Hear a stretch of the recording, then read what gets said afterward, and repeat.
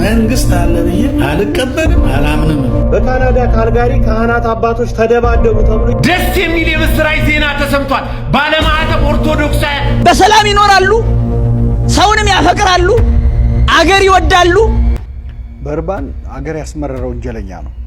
የሰሙነ ሕማማት አራተኛ ቀን በጣም ብዙ ስያሜዎች አሉት። እውነተኛ ሰላም ያለው ከቤት ነው። እውነተኛ ሰላም የተወደዳችሁ የባሮስ ቲቪ ቤተሰቦች ሁላችሁም በያላችሁበት ሰላማችሁ በዝት ይበልኝ። ዛሬም እንደተለመደው አዳዲስ መረጃዎችን ይዤላችሁ መጥቻለሁ። ሁላችሁም ቪዲዮን ከመጀመራችሁ በፊት የላይክ ምልክቱን መጫን እንዳይረሳ። ለዚህ ቻናል አዲስ ሆናችሁ ደግሞ ሰብስክራይብ በማድረግ ቤተሰብ ይሁኑ።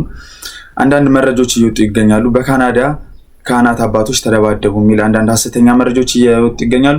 እነሱን ትክክለኛ መረጃውን ማስመለከታችሁናል። እስከ ቪዲዮ መጨረሻ አብራችሁን ቆዩ። ዛሬ ደግሞ ጸሎተ ሐሙስ።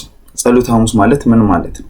የሰሙነ ሕማማት አራተኛ ቀን በጣም ብዙ ስያሜዎች አሉት። ጌታችን ለአይሁድ ተላልፎ ከመሰጠቱ በፊት በጌቴሴማኒ የአታክልቱ ስፍራ ጸሎት ሲያደርግ በማደሩ ጸሎተ ሐሙስ ይባላል። ጌታችን የደቀ መዛሙርቱን እግር በፍጹም ትህትና እንደ ሎሌ ዝቅ ብሎ ያጠበበት ቀን በመሆኑም ሕጽበተ እግር በመባልም ይታወቃል። የሚስጥር ቀን በመባልም ይታወቃል። ከሰባቱ ሚስጥራት አንዱ የሆነው ሥርዓተ ቁርባን በዚህ ቀን ተፈጽሟልና የሐዲስ ኪዳን ሐሙስም ይባላል። መስዋዕተ ኦሪት ማለትም በእንስሳት የሚቀርብ የነበረ መስዋዕት ቀርቶ ለዓለም ድህነት ሲል ራሱን በመስዋዕትነት ያቀረበበት ቀን ስለሆነ የሐዲስ ኪዳን ሐሙስ ይባላል። የነጻነት ሐሙስም ይባላል። ለኃጢአትና ለዲያብሎስ ባሪያ ሆኖ መኖር ማብቃቱን እንዲሁም የሰው ልጅ ያጣውን ክብር ማግኘቱ የተረጋገጠበት ቀን ነው። ስለሆነም የነጻነት ሐሙስ ይባላል። ስለዚህ እያንዳንዱ ክርስቲያን በጌቴሴማኒ በአታክልቱ ስፍራ ፈተና ሲደርስብን ጸሎት ማድረግ እንዳለብን እንዳስተማረን ሁሉ ጸሎት ልናደርግ ይገባል። የሐዋርያትን እግር አጥቦ ከኃጢአትና ከዲያብሎስ እስረኝነት ነፃ እንዳወጣቸው እኛም በዚህ ቀን በሕጽበተ እግር መሰረት ኃጢአታችንን በሙሉ እንዲላቀቅልን ልንማጸን ይገባል።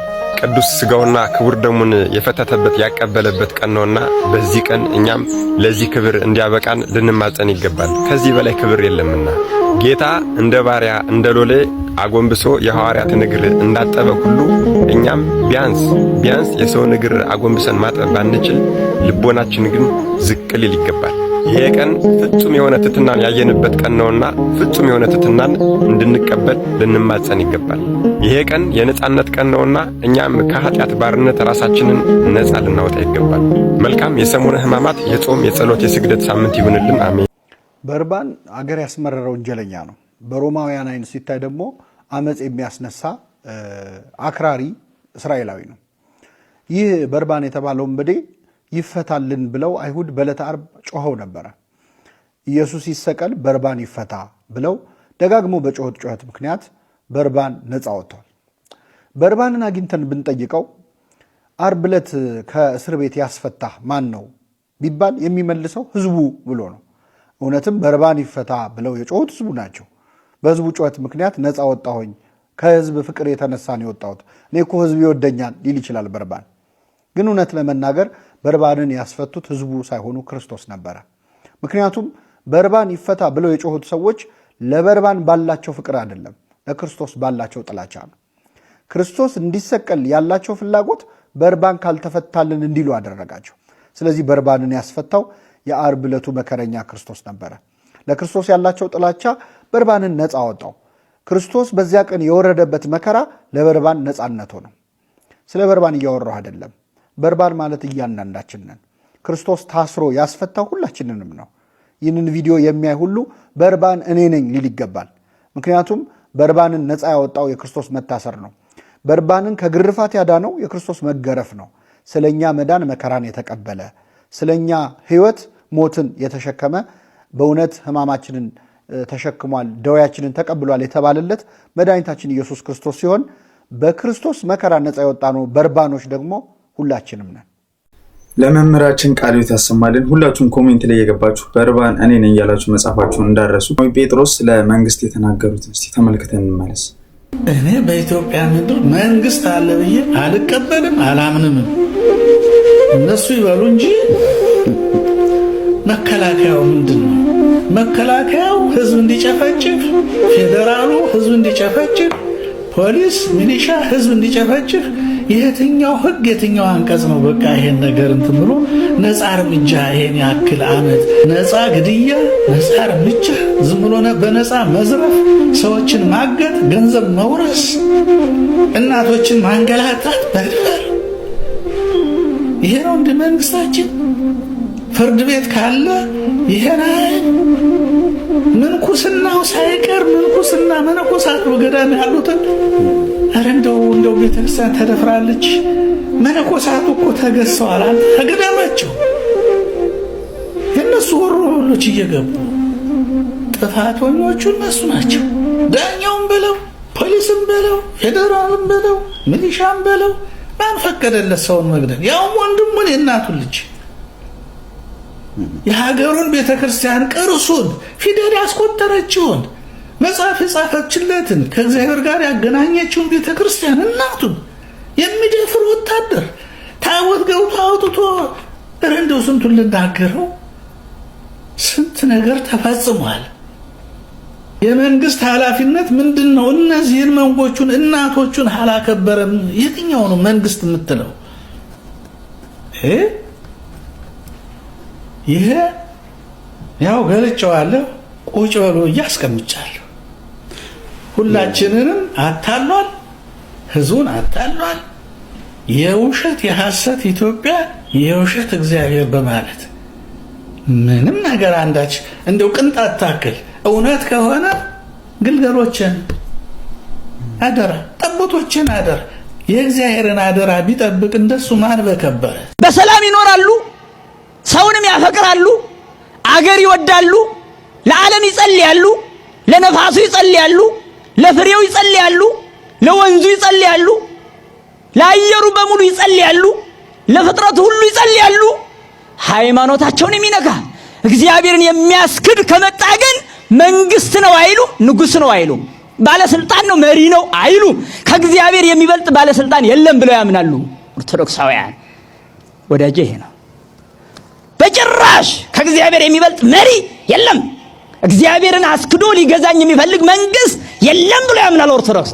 ይሄ አባቶቻችን ያስተላለፉልን መልእክት ነው። በቃ መጻሕፍት የሚነግሩን ቅዱስ መጽሐፍ ያስቀመጠልን ህግ ነው ይሄ። ለመምህራችን ቃለ ሕይወት ያሰማልን። አሁን ደግሞ ደስ የሚል አስደሳች ዜና አለ። እሱን መረጃ ተከታትለን እንመለስ። ደስ የሚል የምስራች ዜና ተሰምቷል። ባለማዕተብ ኦርቶዶክሳውያን ሁላችሁም ኮፒ ሊንክ፣ ሪፖስት፣ ሼር አድርጉ። አንጀቴ ነው የራሰው፣ ማርያምን አንጀቴ ነው የራሰው። ከዚህ በኋላ ከበሮ፣ ጽናጽል፣ መቋሚያ ከ10 በላይ መጽሐፍትን አንስታችሁ እንደፈለግን እንሆናለን ማለት ቀረ። እያያችሁ ነው። ምን ይላል? ከበሮ፣ ጸናጽል፣ መቋሚያ ከ10 በላይ ቅዱሳን መጽሐፍ የኢትዮጵያ ኦርቶዶክስ ተዋሕዶ ቤተክርስቲያን አእምሮ ንብረት ሆኖ መመዝገባቸው ተገለጸ።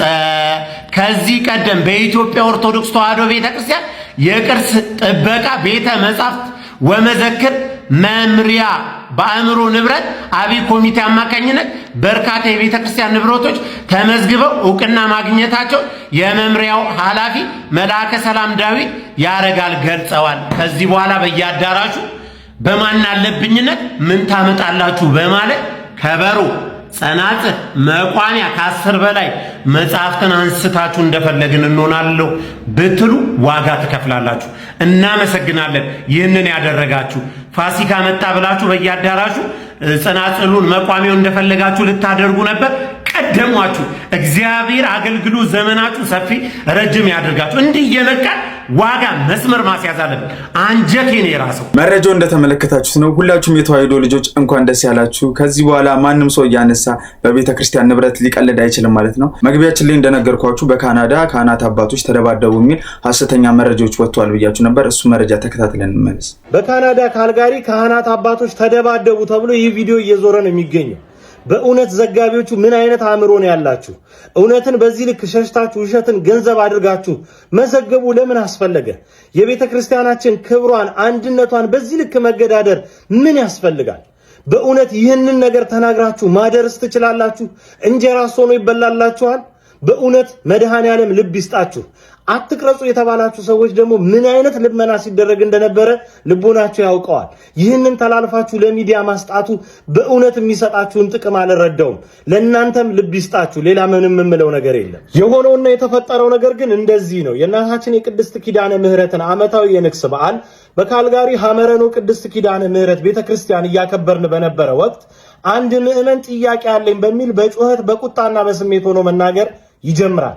ይሄኔ የተፈጠረ አምባጓሮ ነው እንጂ በካህናት አባቶች መካከል ምንም አይነት ዱላ ያማዘዘ አንድም የተፈጠረ ነገር የለም። በዚህ ነገር ውስጥ ግን ምዕመናን በቂ ትምህርት ልናገኝ ይገባል ብዬ አምናለሁ።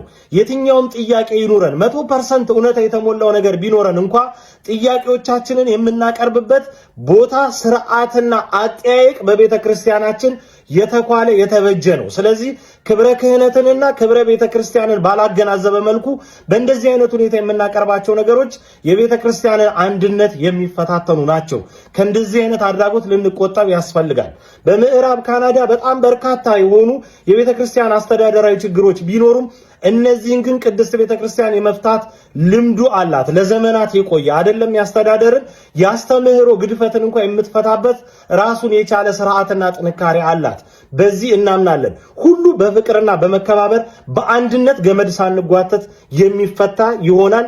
የሆነውና የተፈጠረው ነገር እንዳጠቃላይ ይህንን ይመስላል። ፍቅርና አንድነቱን እግዚአብሔር አምላክ ያጽናልን። ለከታችሁት ነው። በካናዳ ምንም የተፈጠረ ነገር የለም። ሐሰተኛ መረጃ ነው ማህበራዊ ሚዲያ ላይ ሲዘዋወር የነበረው ማለት ነውና አንድ ምዕመን ጥያቄ ጠየቀ። እሱንም ለማስረዳት ሲሞክሩ የነበረ እንትን ነው እንጂ ምንም የነበረ ግጭት አልነበረም። ለዛሬ ይዤላችሁ የመጣሁት ቪዲዮን ይመስላል። በሌላ መረጃ እስከምንገናኝ ቸር ቆዩልኝ። ለዚህ ቻናል አዲስ ሆናችሁ ደግሞ ሰብስክራይብ በማድረግ ቤተሰብ መሆናችሁ እንዳትረሱ። እውነተኛ ሰላም ያለው ከቤት ነው። እውነተኛ ሰላም